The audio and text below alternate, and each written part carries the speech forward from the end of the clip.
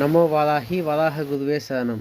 நமது கோபாலபுரத்தில் அமைந்துள்ள திரிசக்தி வாராகி பீடத்தில் அன்னை வாராகிக்கு இன்று அபிஷேகம் செய்து அலங்காரம் செய்யப்பட்டுள்ளது.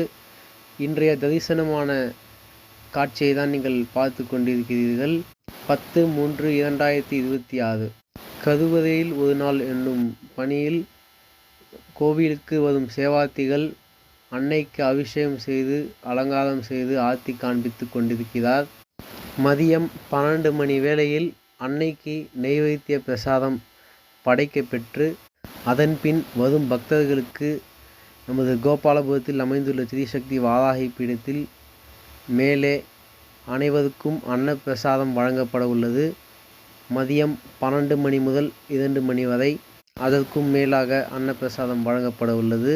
இந்த அன்னப்பிரசாதத்தின் மூல மந்திரமாக குருஜி சொல்லுக்கிணங்க ஏது கர்மாவானாலும் அன்னதானத்தால் தொலைத்திடலாம் என்பதே குருஜியின் வாக்கு. இங்கே அன்னை வாராகிக்கு ஆர்த்தி காண்பித்து அதனை வரும் பக்தர்களுக்கும் காண்பித்து எடுத்து சொல்லுகிறார். இன்று அபிஷேகம் அலங்காரம் செய்த சேவார்த்தி ஹரிகிருஷ்ணன் அவர்கள். நேரில் வர இயலாத பக்தர்கள் இக்காணொளியில் மூலம் ஆன்லைன் ஆர்த்தி எடுத்துக்கொள்ளுங்கள். அதன் பின்னதாக இப்போது பக்தர்களுக்கு கையில் சிறிதளவு பூக்கள் வழங்கப்படும். அன்னை வாராகிக்கு புஷ்பம் செலுத்துதல், அதை தான் நீங்கள் இப்போது காணொலியில் பார்த்துட்ருக்கீங்க.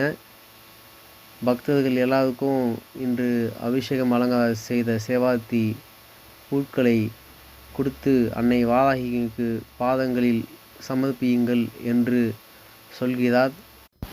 அந்த காட்சியை தான் நீங்கள் பார்க்கிறீர்கள். பக்தர்கள் அனைவரும் ஒன்றன் பின் ஒன்றாக நின்று பொறுமையாக, நிதானமாக, அமைதியாக மற்றும் சாந்தமாக அன்னை வாராகிக்கு பூக்களை தூவ ஆர்வத்துடன் சென்று கொண்டிருக்கின்றனர். ஆன்மீகத்தில் பொறுமை என்பது மிகவும் முக்கியம். அதன் பெரிதளவில் பொருட்படுத்தும் வகையில் அனைவரும் அதை பின்பற்றுகின்றனர். பொறுமையுடன் அன்னை வாராகியின் தரிசனத்தை காண பொறுத்தார் பூமி ஆழ்வார் என்று ஒரு பழமொழி கூட உள்ளது. அதை நாம் உற்று நோக்க வேண்டும். அன்னை வாராகிக்கு பக்தர்கள் பூக்களை செலுத்தி விழுந்து வணங்கும் காட்சியை நீங்கள் பார்த்து கொண்டிருக்கிறீர்கள். நமோ வாராகி.